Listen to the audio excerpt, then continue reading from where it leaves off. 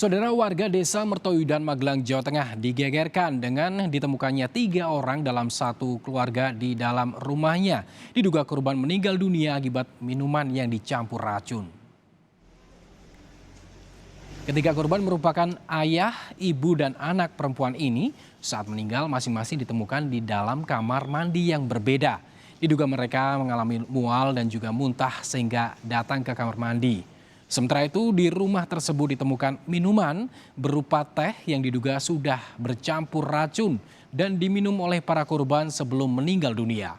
Polisi telah menangkap terduga pelaku yang masih memiliki hubungan keluarga dengan para korban. Namun, polisi masih menyelidiki motif di balik kasus ini. Setelah minum teh yang sudah dicampur dengan yang diduga tadi berupa racun. Berarti dia tergeletak di kamar mandi? Iya, tergeletak di kamar mandi. Ketiga-tiganya ya? Ketiga-tiganya di kamar mandi yang berbeda. Kebetulan di dalam rumah ada 3 kamar mandi. Yang terduga sebagai pelaku sudah kita amankan. Ya, saat ini langsung kita bawa ke Polres untuk kita lakukan proses penyidikan.